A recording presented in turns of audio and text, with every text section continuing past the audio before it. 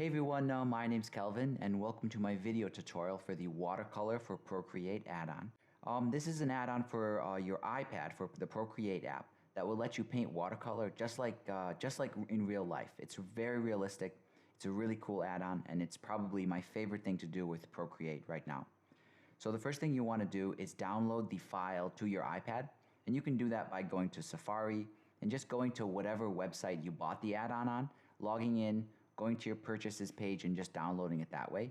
And after it's totally downloaded, you can go to your file browser. Just click that to open that one up. And you want to make sure you go to your On My iPad section, and then you can find the file you downloaded in your downloads folder.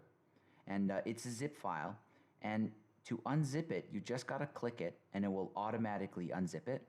But there's a possible issue you could run into, and I did get a lot of questions about this. If you go to your recents, this little tab down here, and you see the zip folder, it won't unzip. For some reason, when you're in your recent area here, you click zips, nothing happens. So make sure you go to browse, make sure you go to the On My iPad section, and then you can find it in any of these folders, most likely in the downloads folder. Just click it once and then it will automatically unzip it.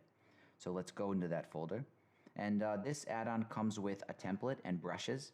And you need to use both of them together for this to work properly. So let's open the template first, and you can just click on it here and it will automatically import it into Procreate. If it doesn't import into Procreate, if it throws some kind of warning, it's possible that your iPad doesn't have enough RAM to hold this document. So it'll usually throw a warning like this file is not capable for this device or something like that. But in that case, just go to the README folder. I'll show it to you here. Just go to the files. It's this README one. And that's going to have a link to a smaller size. It's not in this version for this tutorial, but I'll add a link to a Dropbox, and you can go in there and try some of the other sizes. And usually the 3000 pix one will work just fine. Also, there's an even smaller one, a 2000 pixel one that will work fine as well. So let's go back here. And after the template's open, we need to open the brushes. So just go back to this folder we unzipped and just tap on the brushes, and that'll import into Procreate. And now we've got everything loaded in, but Procreate will open to your last document.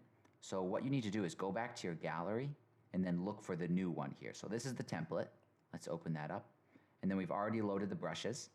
You can find those by going to the brush panel, and they're going to show up at the very top here. You can just click those and open up these watercolor brushes. And these will only work properly inside this template. So we can go to the layers panel and open it up and make sure you paint on any of these layers down here. You can add as many as you want. You just duplicate them to create more. But as long as it's under here, it'll have the right texture. But if you accidentally make a layer up here and paint on that, it won't have the texture. So make sure you do it underneath the texture. So let's hide the default one here.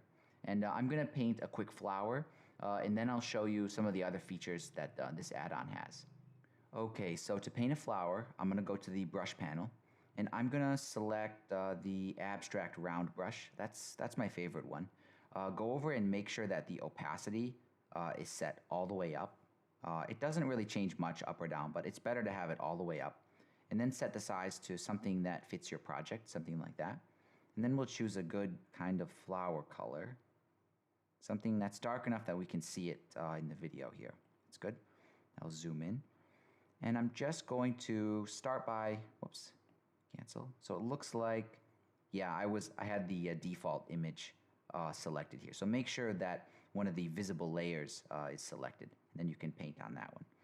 So I'm just going to start by pressing very lightly, and then I'll press harder, and then light again, and go like that. And that's how you can make a kind of a flower petal.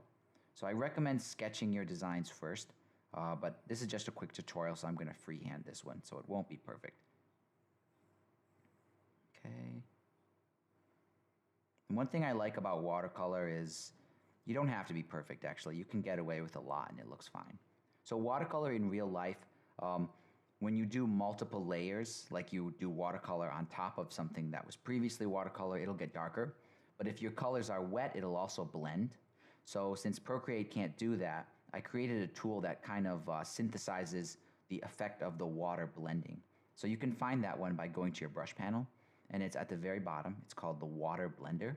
Just click that one, And let's choose a size that will fit. There we go. If you accidentally go on the edge here, it'll just sort of fade it off like that. So I'm going to try to avoid the edges, and I'm just going to blend in some of these darker areas, as if I was painting this flower pretty wet and I did some darker colors on top and just kind of let it naturally flow.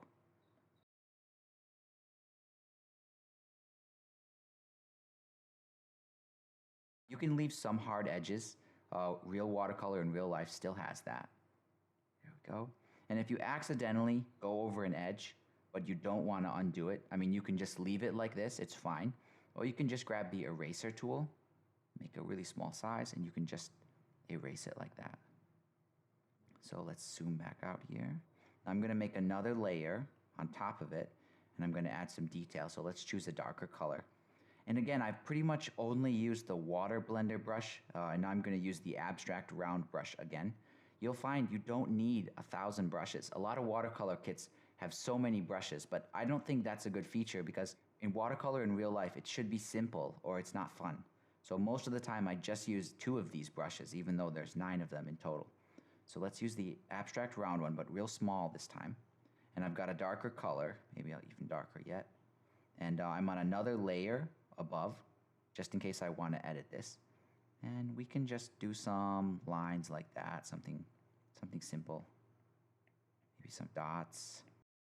Okay, maybe choose a little bit of a darker color. I just want to make it look sort of random and as natural as possible.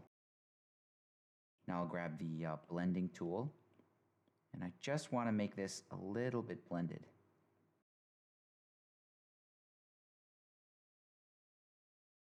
And I'm happy with that. So let's zoom out here a little bit. Now there's a trick to this. If you select the flower petals, you can actually give this a sort of natural color variation. So go to the selection tool, go to freehand, just draw a selection box that sort of randomly covers different parts of the flower, and then go to feather, and this will sort of blur the edges of that selection. So we'll blur it like that.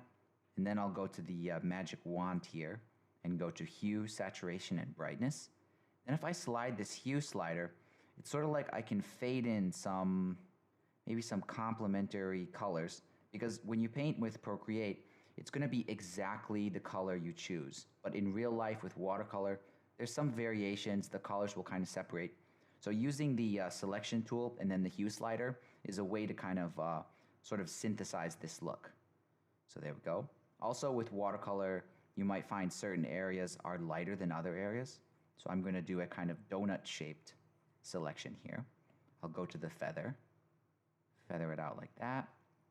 Same thing, hue, saturation, and brightness. And then I can erase the brightness to make it a little bit softer in that area, and then lower the saturation. And it's okay just to do little subtle things like this. And that's pretty good. I think I'm happy with this design.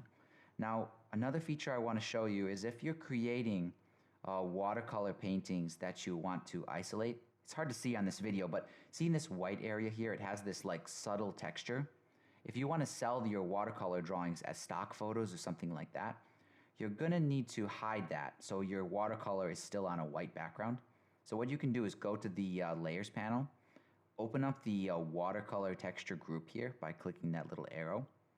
You can have the paper background on and you can see it there, or you can turn off that and turn on the no background option and just have a pure white background. And this makes it handy if you want to export these.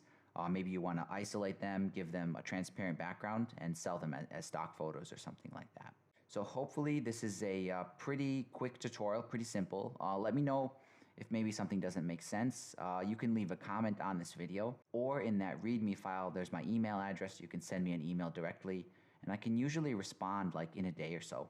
But other than that, guys, thank you so much for your support, and thanks for watching.